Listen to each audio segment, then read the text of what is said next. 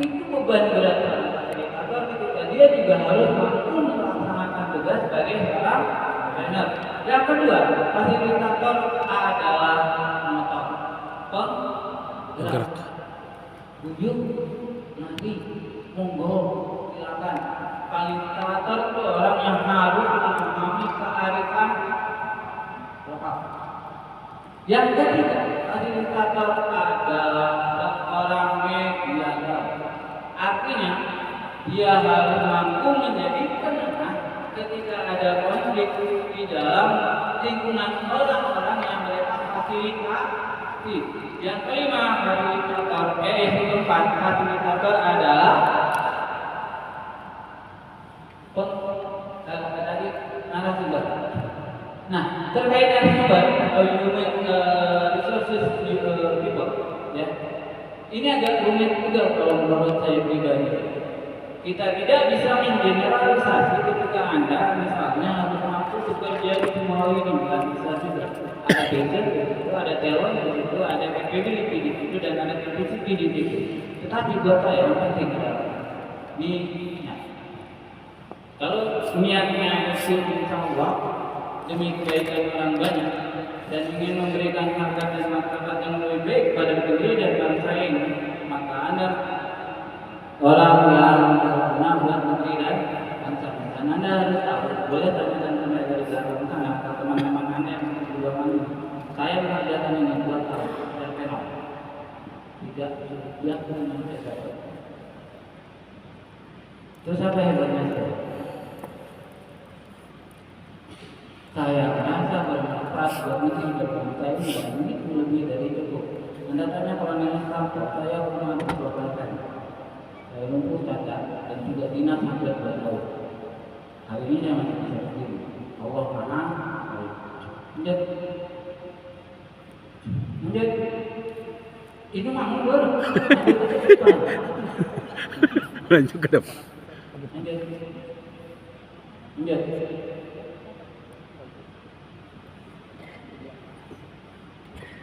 Ini saya pikir segala sesuatu yang sifatnya sangat normatif. Artinya ini memang betul dilandasi oleh apa yang disebut sebagai konstitusi. Bahwa saya rekan-rekan kementerian utama, saya lupa ini, tapi saking seringnya rapat di hotel, sampai saya lupa hotel apa aja.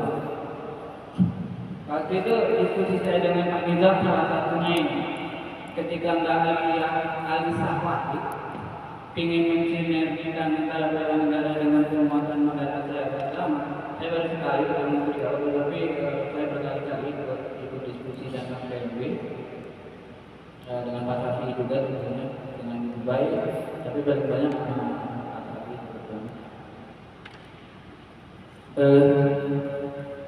Ini bukan soal hak dan kewajiban konstitusional, tetapi lebih kepada fundamental, sebuah kesadaran fundamental. Rekan-rekan sekalian, saya mengakui sekali dan saya akan ini bahwa ini masih banyak harus diperbaiki. Sebagai seorang manusia, saya juga banyak kekurangan, tapi saya juga berjanji pada diri saya akan memperbaiki. Salah satunya adalah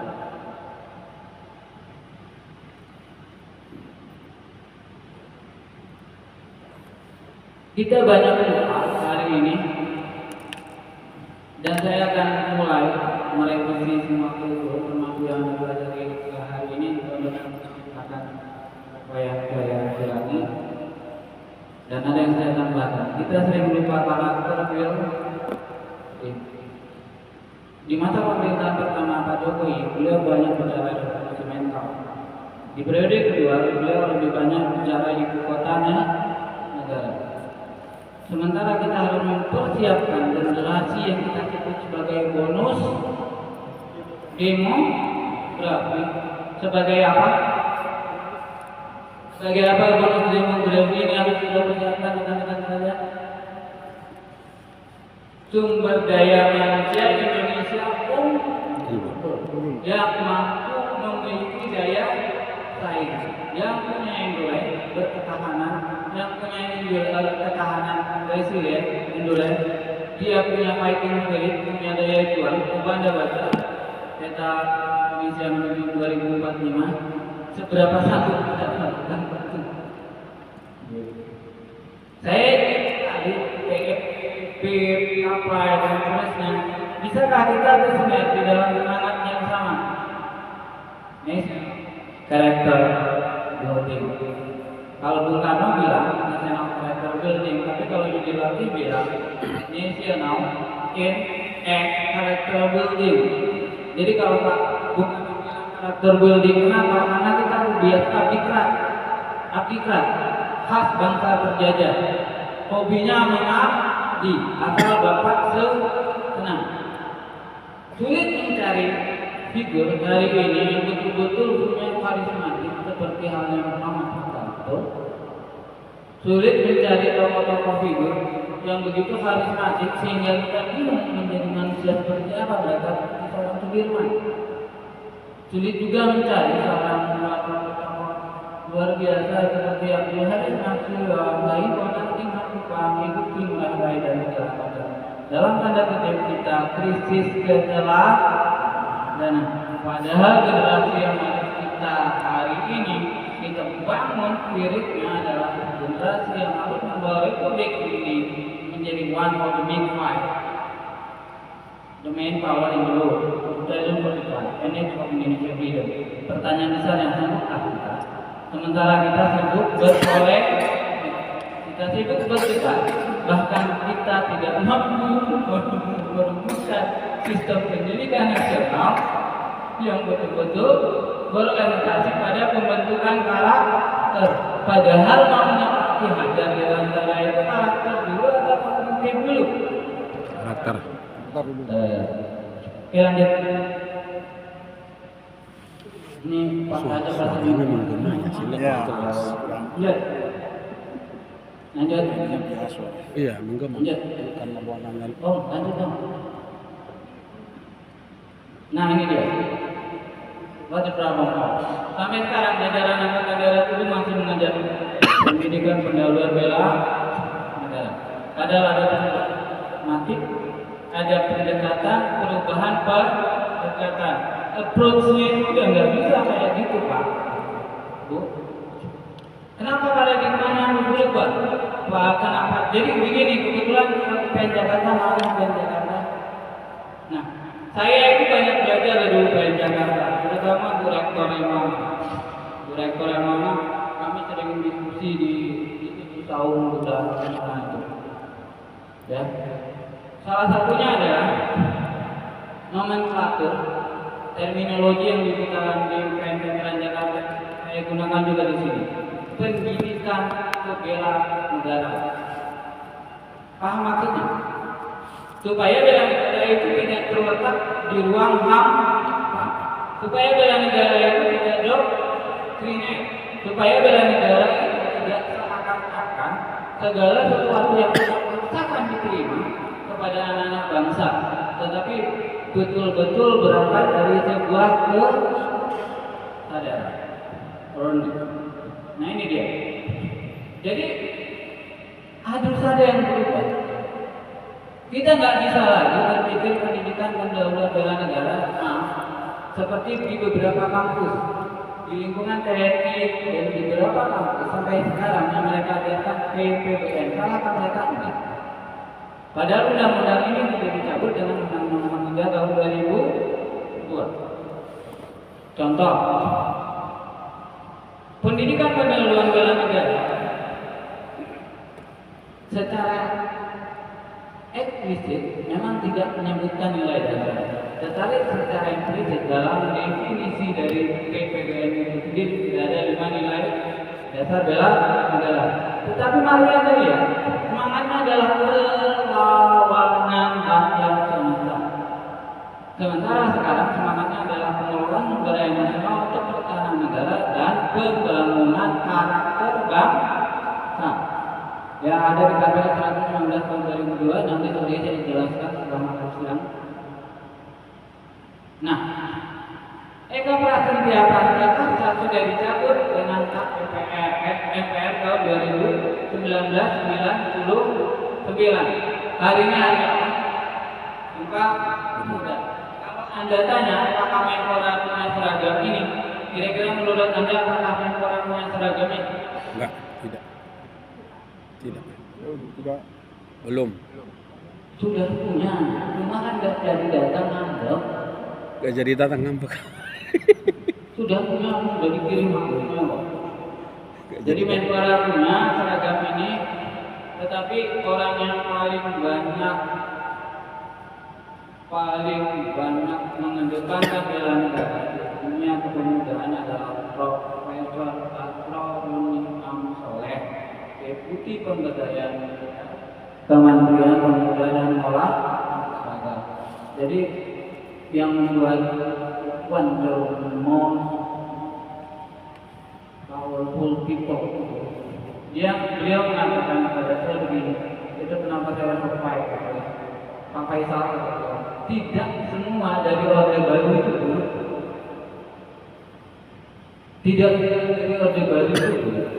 Kita terlanjur terdigmasi bahwa apa yang diwariskan oleh Orde Baru itu jelek. Sekarang SD, puskesmas itu buatan siapa sih sebenarnya? Ya. Dan banyak hal. Nah, salah satunya itu kenapa beliau mendorong kita terus untuk tetap berkolaborasi. Ya. Saya lupa 3 minggu yang lalu dalam satu seminar, narasumbernya adalah Asisten Deputi Wawasan Kebangsaan Kedeputian Pemberdayaan Pemuda Kementerian Pemuda dan Olahraga RI. Terus saya bilang sama teman saya, Pak Rajab kasih tahu Dirjen Deputi, bro, itu yang bikin bapak itu, gua yang bikin bro. Lu yang bikin. Tetapi bukan itu. Persoalannya ada. Kita memang harus bersinergi, kemudian menyerempet hal pasti berakal. Kan kami susah. Kami terikat kerjasama juga dengan BPIP, kami juga terikat kerjasama dengan Menpora. Jadi kami adalah pihak yang harus menjadi tidak berpihak BPIP, tidak. Bukan menjadi pragmatis, tidak sih, cuma menjadi mediator yang baik.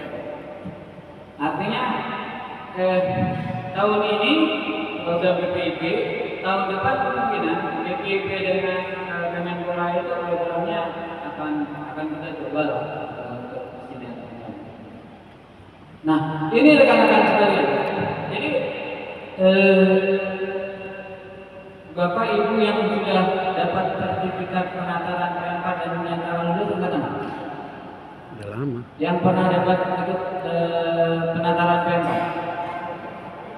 Udah lama banget. Nah, Pak siapa dari mana?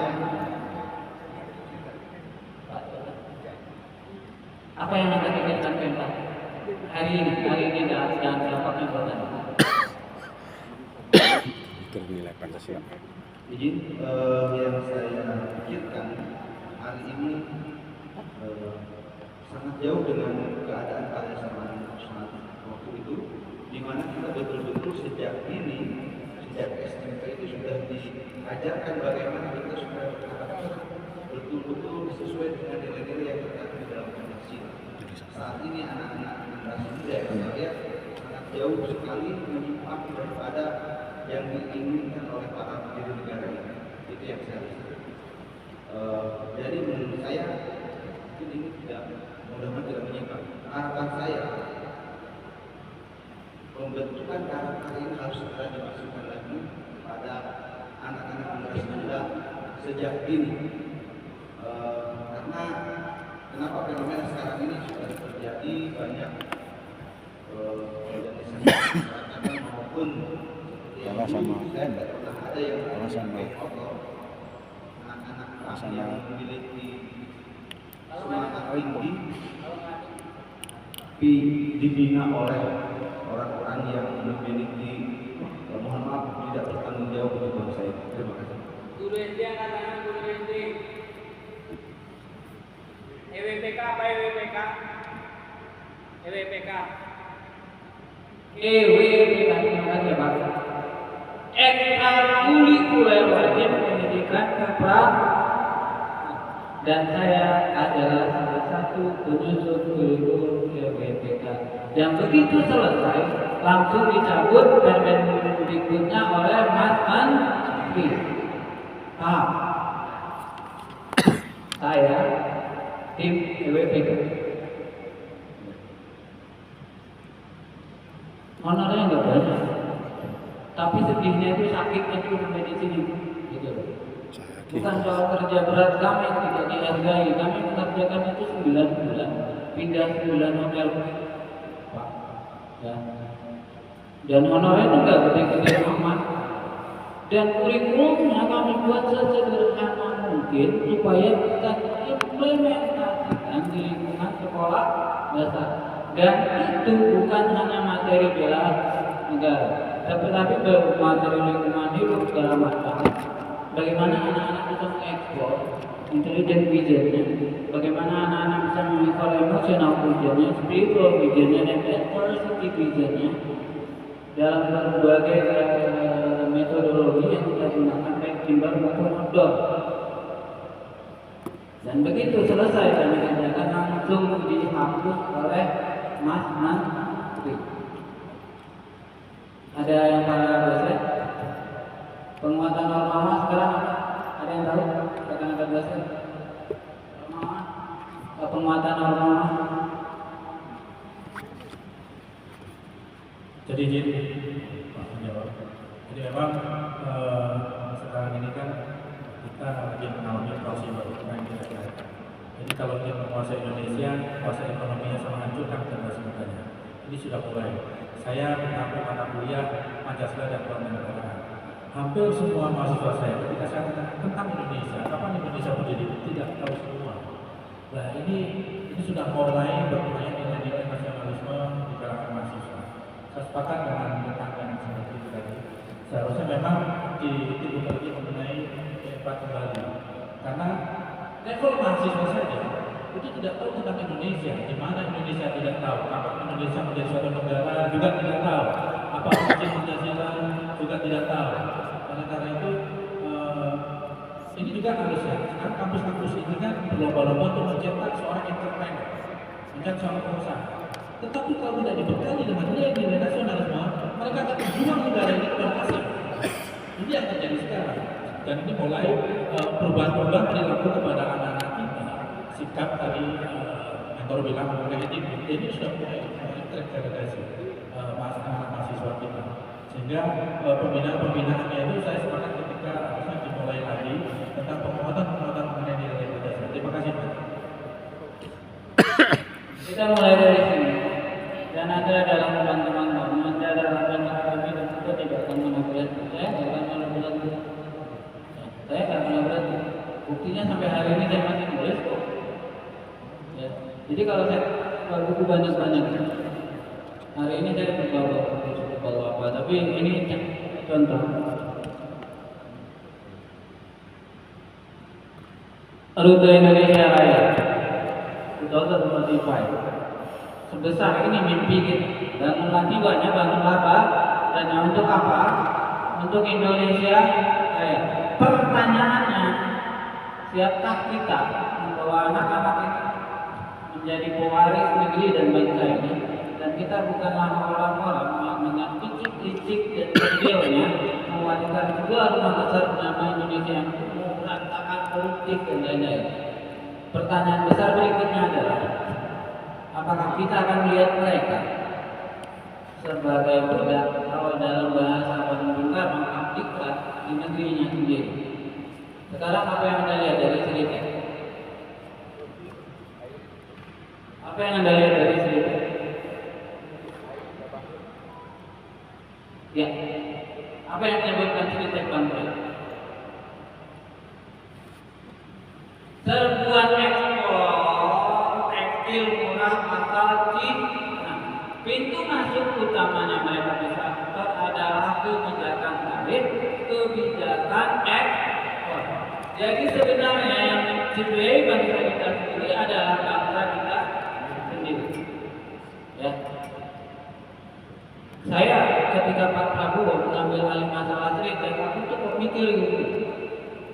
haruskah seorang presiden turun tangan menangani masalah stek? Tetapi ini sebenarnya sudah terjadi ketika misalnya Bank Senturi, ya belum berdepan jangan.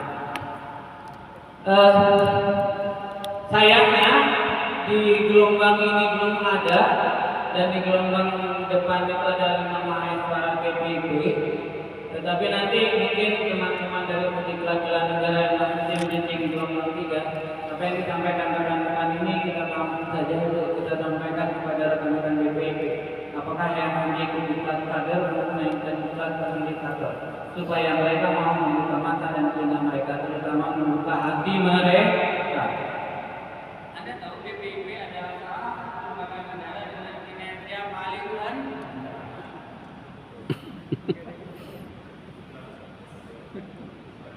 Tapi tukinya udah tinggi loh, 100%. Jadi Tunjangan kerja saya 100%. bertanya beberapa menteri, teman-teman dari Pak Faisal akhirnya dari Persatuan Kemlu tahun berapa sebelum pandemi 2019 ini apa? Kayaknya Pak Faisal harus ngajarakin calon diplomat. Oh iya, nanti teman-teman. Salah satunya Pak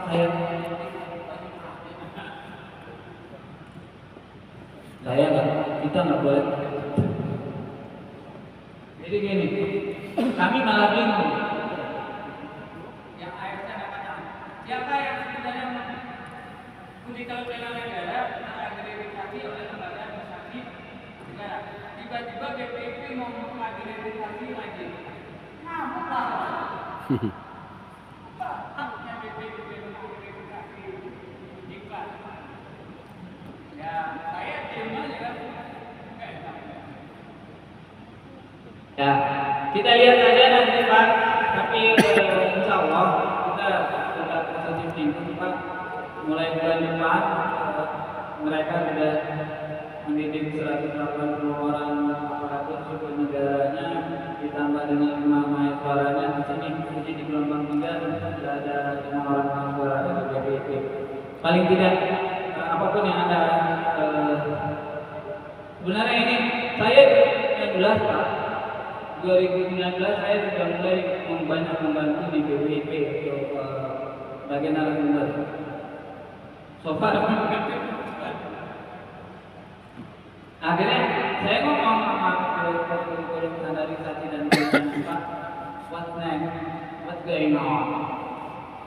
Ini modul banyak, ini kurikulum berubah terus. Terus mau apa Pak?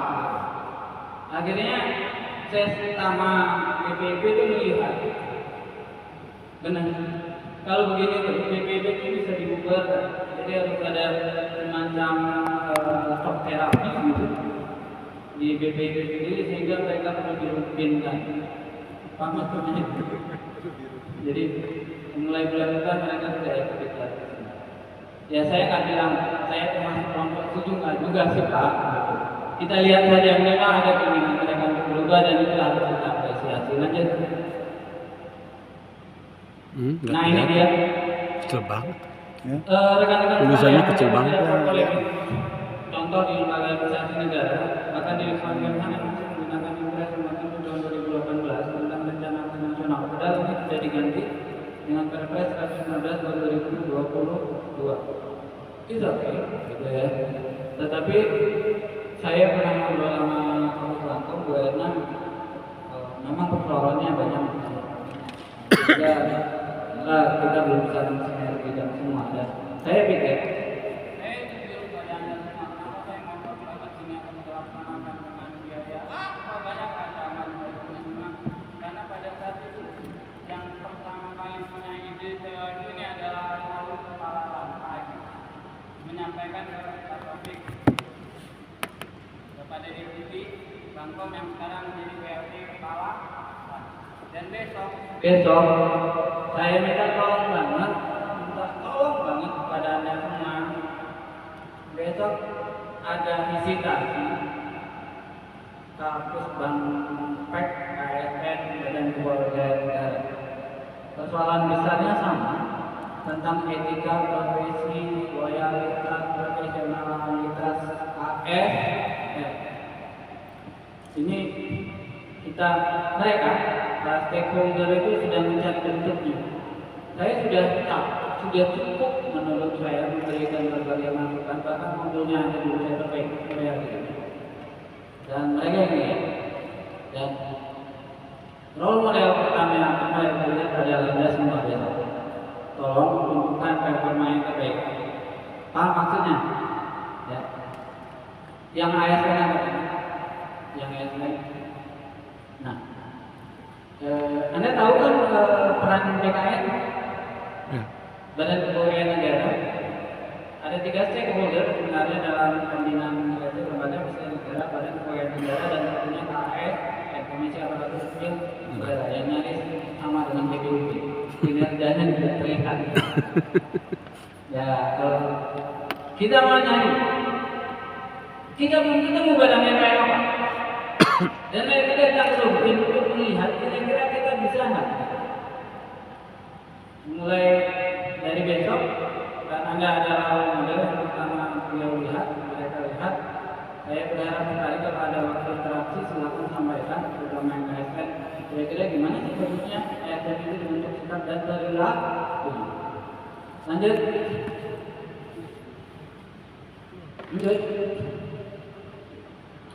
Lanjut. Ini sudah, lanjut aja cepat-cepat. Nah, ini nih saya motor pakai banget motornya ini dia sudah lumer. Tapi pokoknya 2021, 2022 sampai 2023 awal itu saya jarang di sini. Saya hanya pindah dari satu hotel ke hotel yang lain. Bagaimana betul? Nah, saya juga ngotot ini. Pimpinan kesadaran dana negara dalam segala kegiatan yang dalam rangka mendukung perkembangan sikap dan perilaku serta menanamkan nilai dasar. Apakah sesederhana itu PKDN?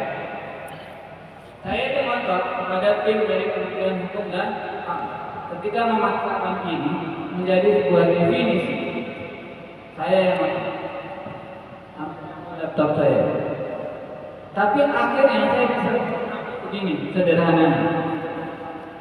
Yudi lagi itu nulis buku negara paripurna hanya membahas 5 sila Pancasila. Bukunya itu setebal ini. Betul? Ada orang yang dari S1, S2, S3 itu mulai dari skripsi, tesis sampai dengan disertasinya hanya membahas Pancasila. Kalau kita menggunakan pendekatan multidisiplin, saya yakin bela negara tidak sekedar dan perilaku. Bela negara tidak sekedar untuk membangun sikap dan menanamkan nilai dasar. Sehingga saya berpikir, I will do it, tapi sejak itu saya nggak pernah berhenti sampai ini akhirnya alhamdulillah. Karena mereka mengatakan saya kita keluarga bapak yang harus menyebarkannya, bapak yang harus menyampaikannya. Intinya ini Pak. Nah, tidak sesederhana yang Anda pikir, hanya cinta tanah air, kemudian sadar tentang negara, setiap ada saudara sadar perlawanan kemampuan awal negara. Jadi ada diskursus dengan teman-teman dari UPN Veteran Jakarta di sini tempat ini juga. Tapi khusus UPN dari 3 UPN,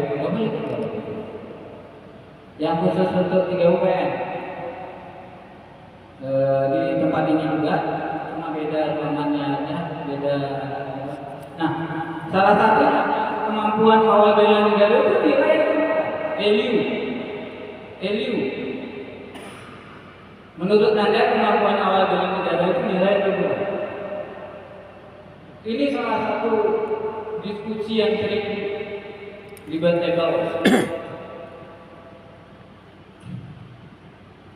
Itu kenapa saya selalu berusaha memahaminya menggunakan pendekatan filsafat, gitu ya.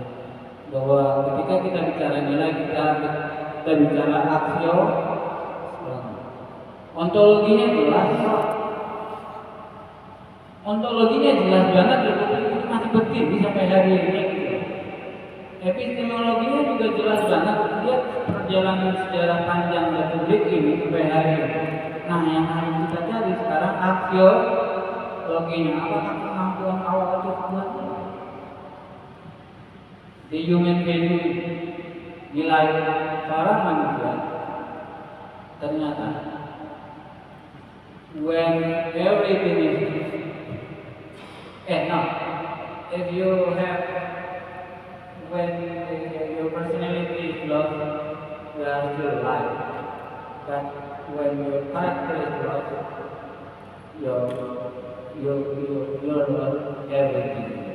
Persoalannya memang memahami ini harus memahami betapa pentingnya karakter. Karakter itu pembeda. Sekarang begini saja, kata-kata bela negara itu awalnya dari mana kira-kira? Kenapa di dalam diskusi kita setelah amandemen keempat sekalipun terminologi diksi yang dipilih itu bela negara? Ada yang tahu kenapa? Awalnya apa nih? Awalnya apa bela negara ini dalam sebelum penghapusan di Jakarta Selatan? Terminologi yang digunakan apa kira-kira? Perang suci. Perang suci. Kemudian di situ jadi perdebatan hari-hari mereka Allah. Itu ada perdebatan dari Nabi, dari Hamka, dari Abu Sa'id, di Batu tadi itu semua Atman semua di Mejo, Tengku Muhammad Hasan Hatta, satu lagi, Wahid Am. Mereka kita sebut sebagai founding. Sebenarnya kalau mau jujur, bela negara ini kata-katanya sangat berorientasi pada yang terjadi hari ini. Transformasi dari BPUPKI menjadi BPKI. Bahwa sebagian besar dari mereka adalah BPK, pembela tanah. Jadi memilih diksi perang suci itu akhirnya diksi yang dipilih adalah bela yang lebih menurut mereka universal. Karena perang suci Jihad. lanjut. Lanjut.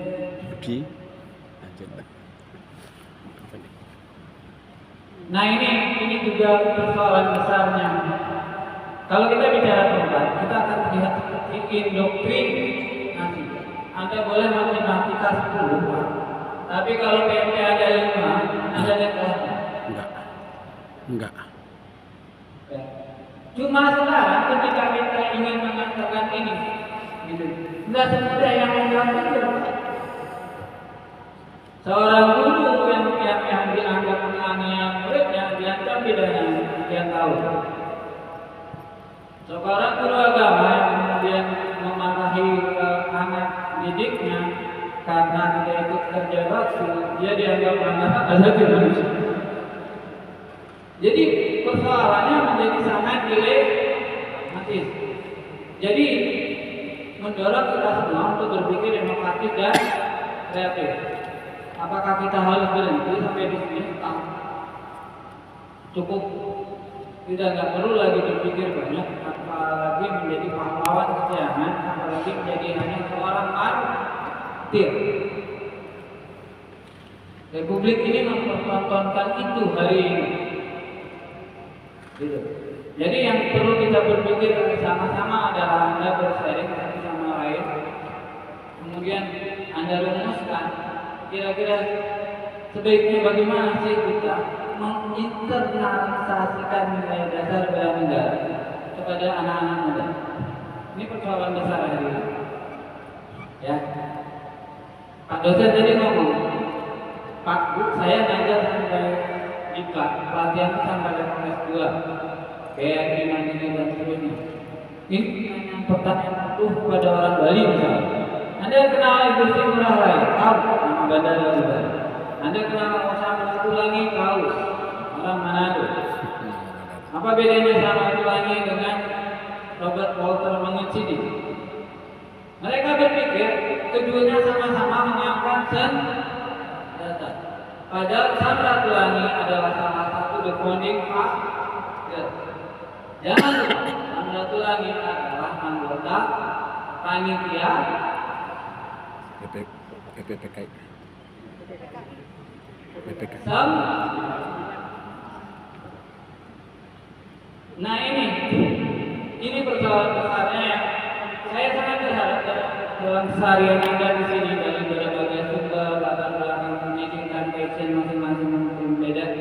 Mari kita share, apakah kita melupakan itu saja atau kita ingin menggairahkan lagi ini semua, kita angkat lagi ini ke permukaan, kita yakinkan diri kita bahwa negeri ini suatu saat nanti akan jadi one of the big most. Jadi gini, apa sih yang Ini kopi Pak itu. Betul. Kopi lagi biasa. ya, kenapa disebut Indonesia Emas? Karena setelah Indonesia merdeka, tapi persoalan-persoalan bukan itu, kira-kira apa? Mantri Brojonegoro, apa yang dipikirkan orang Mantri Brojonegoro? Bisa menjawab. Jadi ketika Indonesia mencapai usia, bisa menggunakan nama saya Arif Atmaja dari wilayah Kejaksaan Jawa Timur. Jadi ketika Indonesia mencapai usia 100 tahun di 2045, Indonesia juga mengalami kondisi demografi di mana jumlah penduduk produktif mendominasi dari total populasi di Indonesia hingga mencapai 70-80%. Yang menjadi permasalahan adalah bagaimana kita mempersiapkan itu agar para generasi penerus kita yang masuk usia produktif tersebut bisa memaksimalkan potensi tersebut sehingga bisa menjadikan Indonesia menjadi generasi emas. Permasalahannya pada saat ini kita mengalami berbagai masalah mulai dari krisis dan seterusnya, sehingga perlu usaha yang sangat besar, effort dan berkesinambungan dalam membentuk dan menciptakan masa depan bagi para penerus itu.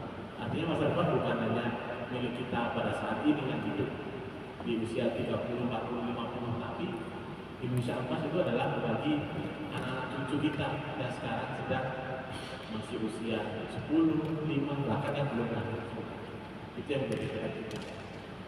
Indikator atau parameternya, indikator atau parameter yang digunakan oleh orang Mantri Brojonegoro, misalnya atau orang Iksan, Institusi, atau orang Indonesia.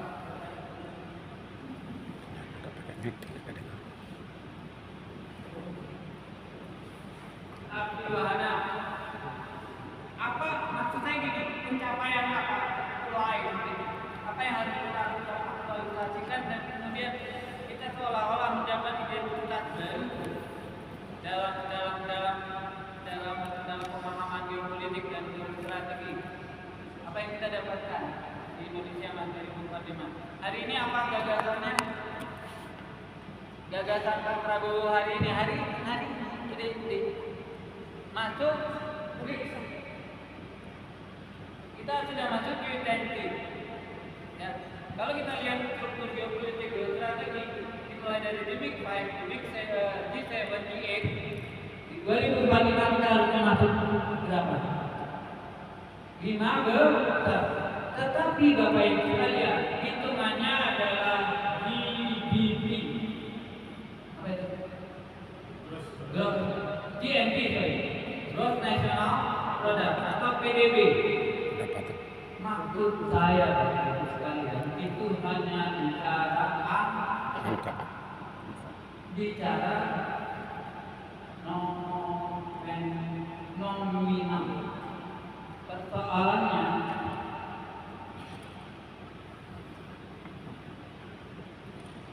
betulkah kita bisa dari lingkungan negara tersebut? Ada yang tahu salah satu visi politik luar negeri sendiri yang tidak pernah tersampaikan dari menghapuskan the Big Five, hak veto. Selama ada the Big Five dan selama ada veto, sulit buat Palestina merdeka, sulit bagi Taiwan merdeka. Selama masih ada the Big Five dan ada hak veto, sulit mengatakan bahwa apa yang dilakukan Netanyahu dan apa yang dilakukan oleh Putin melanggar kedaulatan, karena mereka punya hak.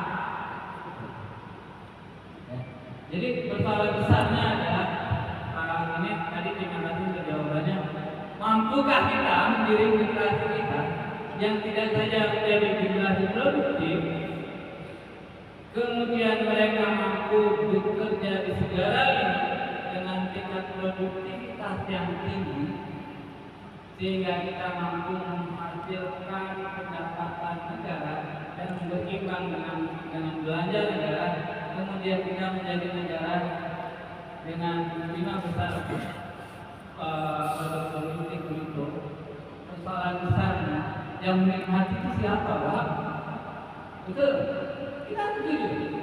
Dari cerita ini ada. Saya kebetulan saya pernah ketemu Mas Wan Binto. Saya banyak diskusi sama beliau. Saya pernah tidur di lampion juga. Lampion itu ada tempat cerita. Saya banyak ngobrol sama Mas Wan, dan saya juga tidak kaget ketika kritik akhirnya kayak ya. Saya tanya Mas Iwan gini, Mas, kenapa sampai banyak mempekerjakan salah satu, terutama di lini desain dan di lini politik kantor? Beliau mengatakan kepada saya, begini Pak Faisal, kalau Anda ingin ekspansi ke pasar luar, Anda harus tahu persis personal branding, Anda harus tahu persis benchmarking, sehingga mau tidak mau saya harus menggunakan effort dari saya. Yang tidak diperhitungkan oleh Mas Iwan Lumiso adalah kebijakan itu sangat ditentukan oleh political will, di mana sampai hari ini kita masih terbelenggu dengan politik dagang sapi, berpikir arah dan wani film. Sampai Pak Jarod berapa itu panggil di rumahnya Pak Jarod?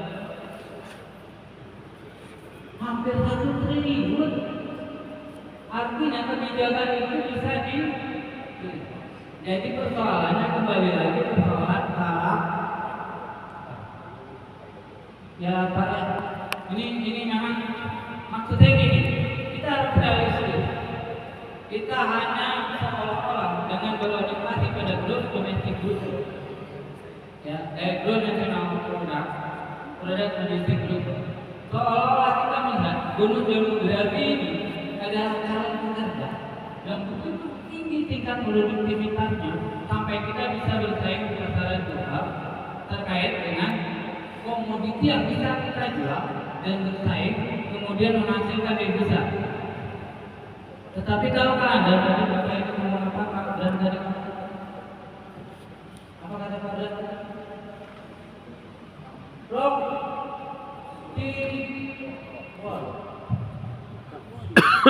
apakah benar mereka siap menerima kita menjadi salah satu dari 5 negara terkuat di dunia? Global power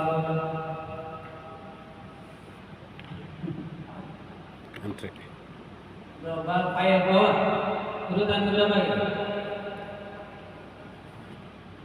Urutan keberapa kita? 12, 13 ya Pak? World Universitas.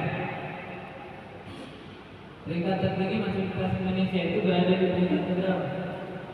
Anda lihat Malaysia, Anda lihat Singapura. Saya pernah punya mimpi kuliahnya NTU. Sampai saya datang ke NTU, saya ngobrol dengan anak-anak di NTU, tapi kemudian saya memutuskan untuk tidak jadi melanjutkan studi di NTU. Karena itu bisa kalau beberapa kali sudah ceritakan, saya harus memilih antara cinta dan saya memilih cinta. Nah, saya lama punya keturunan lagi. Masih terapi, kemudian saya datang ke review, saya sudah datang ke review. Maka dengan saya menurut, ini saya bilang, kayaknya penting punya anak dekat. Nah, jadi persoalan besarnya kita itu, kalau kita hanya bilang anak-anak kita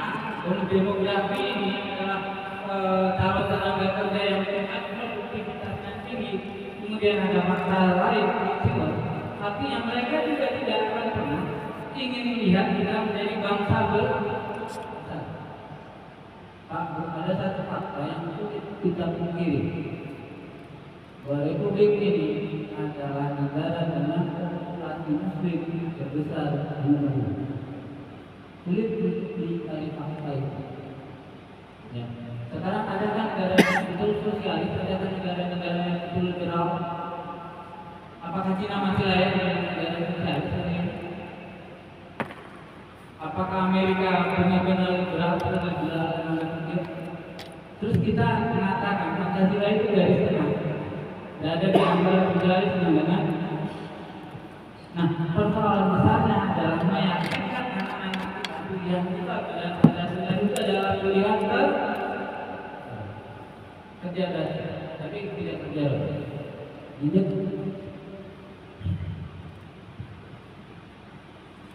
nah ini Bapak Ibu sekalian, saya ditambah direktur bela negara lanjut.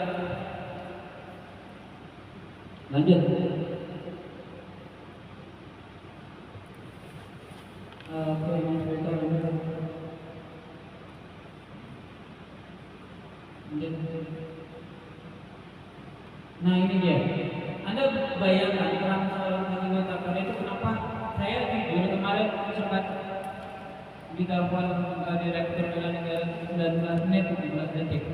Ada peraturan Menteri Pertahanan 8/1914. Inilah fungsi seorang legislator.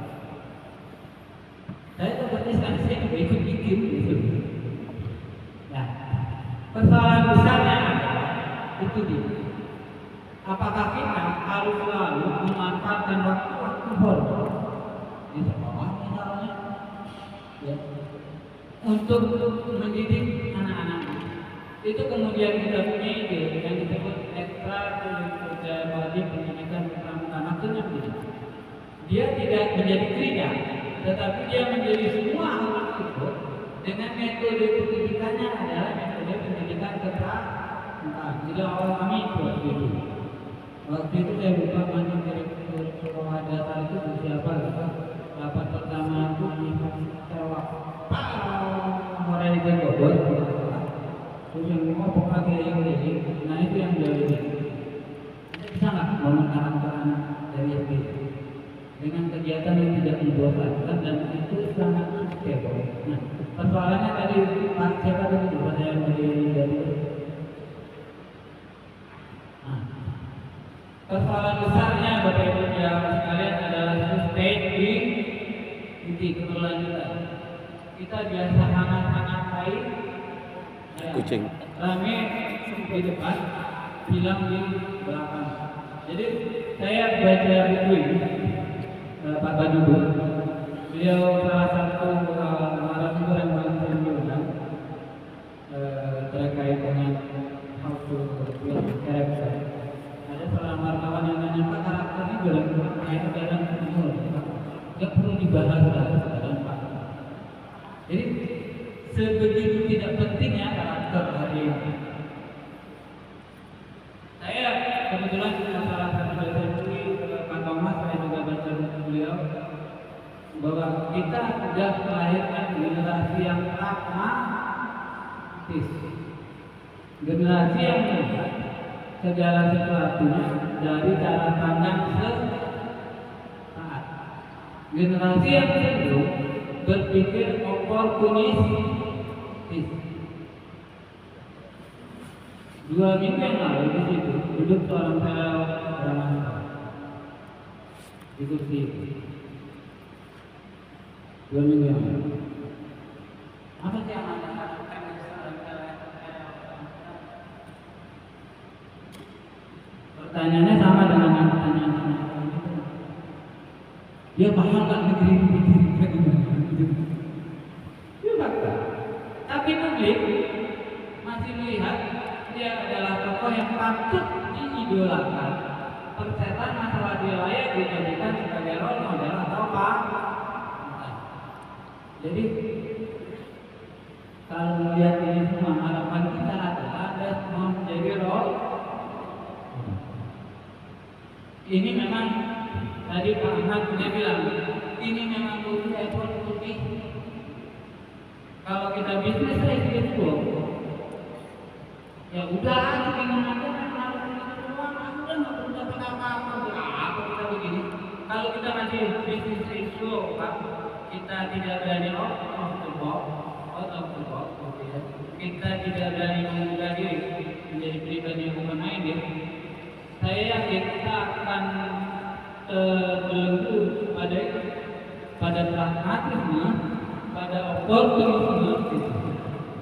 Dan kita setiap hari hanya akan menonton guru yang berpenjara, orang dapat gelar akademis dengan cara-cara yang tidak pantas, akan menggunakan saya jujur saja, saya baru nama fokusnya baru satu, tapi ngerjainnya 3 bulan. Ya, tetapi buat saya yang paling penting adalah saya melawan proses. Sementara bangsa ini sudah banyak yang berpikir tidak penting proses, yang penting hasil. Atau anak-anak kita sudah diajarkan untuk mendapatkan segala sesuatu secara instan. Seorang preman saya utama itu dapat suara lebih dari 150.000 sehingga dia dapat 1 kursi. Ya itu yang komoditi yang mereka jual itu dan anak-anak kita membeli itu. Ya, karena apa gitu? Ya, yang sebatas itu kemampuan kita hari ini mendidik anak-anak gitu. Ya, membeli komoditi berdasarkan ke masa. Tidak mau melihat jauh lebih dalam pada konten. Tidak mau melihat lebih dalam lebih dari sekedar ke masa. Kita masih sangat terhipnotis pada ke masa. Nah ini tugas Anda Bapak Ibu sekalian. Itu saya katakan saya waktu bahwa sinergi orang berkolaborasi, jaga silaturahmi, jangan pernah mendikotomi, jangan pernah membuat sekat dalam bentuk model. Kadang Anda bisa jadi dokter model 3, tetapi kadang-kadang kita sering berhadapan dengan fakta bahwa kita belajar dari seorang pemulung. Kita harus banyak belajar dari seorang pengamen. Maaf duduk saya lama Dito. Dan saya belajar dari seorang pelacur. Ya. Artinya, oke lah dia mengacurkan diri.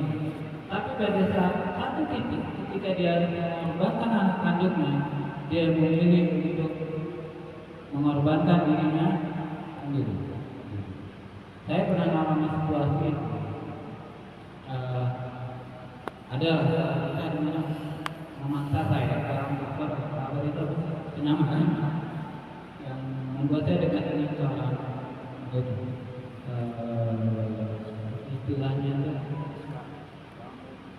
di karaoke itu pokoknya awalnya saya itu tidak setuju bahwa apapun yang dia lakukan itu buruk. Begitu kita dekat, ternyata dia lebih powerful dibanding saya yang masih mengeluh ketika Tuhan berikan begitu banyak dan tidak semudah itu juga dia menjual diri. Jadi saya pikir kadang-kadang kita terlalu hobi menjustifikasi karena kita lebih suka melihat kemasan dibanding konten. Lanjut. Ini beberapa peran yang lain aja. Ini lagi. Lanjut.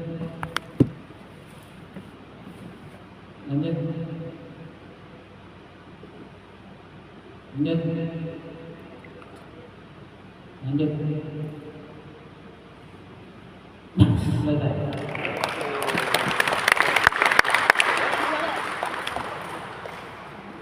Saya tidak pernah berhenti Bapak Ibu sekalian dan dengan tidak ada sekian banyak yang saya kerjakan. Saya ingin menanyakan orang kepada saya sebagai seorang muslim dan mendampingkan lebih banyak korban duit dengan akhirnya itu tapi saya pernah menanyakan pada diri saya sebagai tidak pernah berhenti sampai Allah mengatakan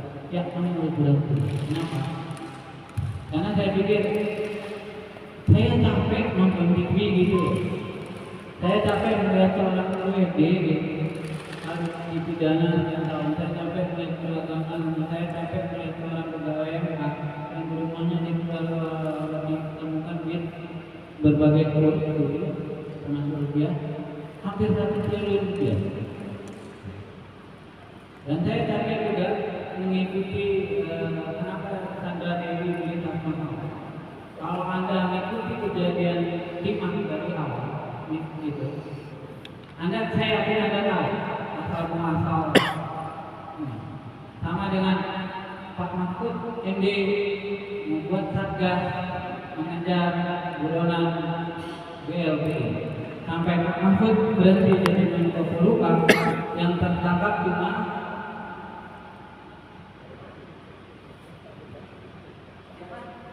mana dulu? Ada mana dok? Bos. Nah, coba deh, bos baca tunggal yang suami istri udah sempat pulang ke Indonesia, balik lagi ke Singapura. Di Singapura tentu nggak bisa ngapa-ngapain.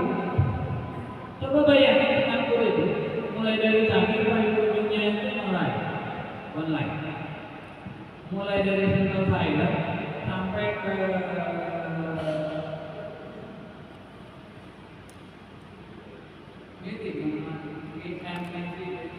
Tekong. Sesusah itu kan angkat 45 bulan baru. Nah, karena saya bukan siapa di Republik ini, cuma ini yang bisa saya lakukan, bukan saya lakukan, karena cuma ini juga yang saya lakukan. Karena saya juga tidak ingin dan Republik ini menjadi Republik dapatkan Republik Daduas. Saya juga tidak ingin mewariskan rumah besar ini rumah yang rapuh yang fundamentalnya tidak terbangun dengan baik, padahal berpaling pada dan membangun fundamental yang baik, kemudian mengalami pengeroposan, pembusukan dari dalam sehingga Republik ini kelihatannya seperti Republik belum takdir untuk setiap hari. Ya. Maksudnya gini, apa kita nggak capek gitu dengan keseharian kita yang akhirnya tiap hari nonton yang itu aja gitu, ya, uang triliunan, nggak tahu duitnya kayak apa. Belum lagi mungkin Anda masih ingat lagi masa jabatan Pak Mahfud tentang emas berapa triliun emas yang di Soekarno-Hatta. Mas, penyelundupan mas hampir 100 triliun. Itu kan salah satu satgasnya dan tidak ada satupun yang berhak. Ya, oke.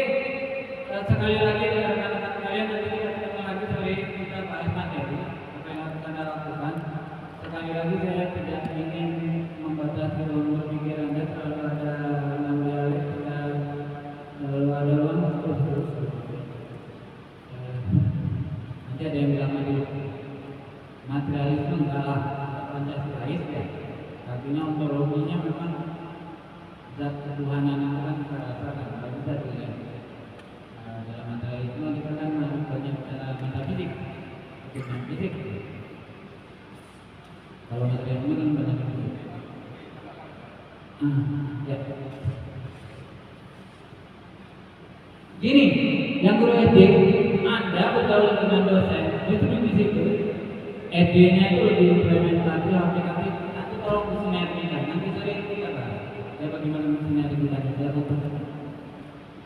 Yang lain silakan, kalau ada yang perlu kita diskusikan angkat tangan saja. Baik, izin menambahkan ketika kita 2045 menuju Indonesia, ada beberapa hal yang harus kita perhatikan. Tadi rekan dari dosen bonus demografi itu juga bisa merupakan ancaman bonus demografi. Karena apa? Seperti kita ketahui bahwasanya kita sejarah bahwasanya kerajaan Majapahit itu kerajaan terbesar se Asia Tenggara, hancur hanya transnasional. Apabila bonus demografi tidak terserap, maka menjadi masalah sosial. Kemudian mengenai tadi sosialisasi atau mungkin penangkapan mengenai Pancasila, bahkan kantin kejujuran saja yang pernah diinisiasi itu bangkrut kejujuran itu. anak-anak kita level SD, SMP, ketika kemudian ada yang mencoba inovasi teknologi, saya kan tutup sudah kan itu, karena ternyata anak-anak kita juga tidak bisa berkembang. Sehingga penerapan atau apa namanya metode-metode ini harus benar-benar kita semua ini, makanya saya terang sekali mengikuti negara ini, karena ini PR kita bersama. Jangan sampai Indonesia ini kemudian ke depan itu menjadi negara bagian. Nah, tidak itu tidak untuk kemungkinan Mojopain hanya bisa hancur gara-gara saudara. Kemudian yang ingin saya sampaikan lagi adalah ketika kami mengikuti kajian negara tahun 2020, harusnya yang mengikuti pendidikan bela negara bukan hanya kami atau yang sebagai objek harus melaksanakan regulasi, tapi pembuat regulasi. Kita mengenal kerja politik yang ada eksekutif, legislatif, ini juga harus ikut. Karena kadang mereka sendiri itu membuat regulasi seperti yang tadi mentor sampaikan, itu regulasinya menyesatkan rakyat. Satu hal, pengalaman saya ketika saya menangani masalah hukum di daerah Nusa Tenggara Barat itu, kita ketahui bahwasannya orang asing tidak boleh memiliki tanah atau rumah. Tapi banyak kasus namanya di sana. Jadi bahkan saya waktu itu mengkritik kebijakan Pak Jokowi yang membukakan sebesar-besarnya buat investor asing memiliki lahan segala macam. Lagi ke depan maka tidak diberikan. Saya bilang kita seperti terjajah di negeri kita sendiri. Sehingga banyak sekali permasalahan di warga negara kita itu, masyarakat itu hanya pinjam saja sama orang asing itu, kemudian dia berinvestasi membeli beberapa hektar, terutama yang dikenal dalam rekaman berusaha itu tentang udang segala macam potensi yang ada di laut. Mereka meminjam nama, tapi masyarakat itu tidak diikat bahwasanya mereka hanya sekedar pinjam nama. Tetap kita akan menjadi buruh di negeri kita sendiri. Sehingga kami aktivis sudah lama, tapi sangat kecewa sekali. Dulu kami memperjuangkan kita hapuskan KKN. Ya mohon maaf, sudah pada saya. Ini sekarang kita ini lebih gila kita. Jadi sehingga kami berharap bahwasanya pemimpin di negara kita ini bisa memberikan contoh untuk bangsa kita. Bahwasanya misalnya orang Jawa itu orang Jawa, tapi orang Jawa. Ya saya kan memberikan contoh, tapi itu sudah kita alami. Bagaimana kemudian generasi muda ini mereka bisa mempunyai, mereka artinya bermudah-mudah, sehingga saya tidak perlu sekolah tinggi-tinggi, tidak bisa jauh-jauh, yang penting bapak saya siapa, bapaknya jadi gubernur, pasti anaknya jadi penguasa, bapaknya wali kota, anaknya jadi penguasa juga. Sehingga makanya ketika tahun 2022 saya menyampaikan, saya sangat mengapresiasi sekali kegiatan kita naik pada bulan-bulan. Tapi juga harusnya yang lain yang harus diatur itu yang pemegang membuat regulasi dalam hal ini yang dari legislatif, masuk eksekutifnya. Karena rakyat ini kan jadi objek pemerintah. Ketika dana APBN kita kurang karena kemarin yang punya uang, akhirnya pajak dinaikkan. Nah, uangnya termasuk semua. Kita akhirnya berhutang ke luar negeri, membangun berhutang politik, tapi yang dibebankan adalah rakyat kita. Jadi mohon izin mentor sekali lagi, kalau kami boleh menyarankan, mungkin saya sudah mulai bagus yang tadi mentornya menyampaikan bersama saya sekarang. Paling tidak ini menjadi alat yang bagus, bukan hanya kami atau masyarakat atau generasi muda yang terus mengikuti kegiatan dalam negara, tapi baik eksekutif sama legislatif itu sudah wajib banget. Karena mereka sendiri ketika itu hukum itu ketika berkaitan dengan politik tidak bisa dikatakan benar-benar. Kalau perlu hukum itu berubah untuk kepentingan politik, itu yang terjadi sekarang. Yang terjadi sekarang juga menteri itu bukan hanya menteri rakyat, tapi menteri partai politik. Yang ada seperti itu, sehingga mengutamakan golongan-golongan kepentingan tertentu. Kalau dulu kita korupsi itu mungkin hanya golongan tertentu saja, tapi sekarang korupsi itu semua kroni-kroninya. Ibaratnya korupsi itu dibalik meja, sekarang sampai jam-meja ini. Jadi ini yang menjadi keprihatinan kami selaku pengajar. Ini memang harus dan sangat penting sekali. Jangan sampai Indonesia nanti hanya tinggal sebentar saja seperti Mojopain menjadi negara bagian pada kita yang ada begitu satu state. Kita ini negara kepulauan terbesar di dunia. Jangan sampai kemudian akhirnya itu tadi bonus demografi malah menjadi ancaman. Karena satu, anak-anak muda kehilangan leadership seorang tokoh pemimpin. Yang kedua,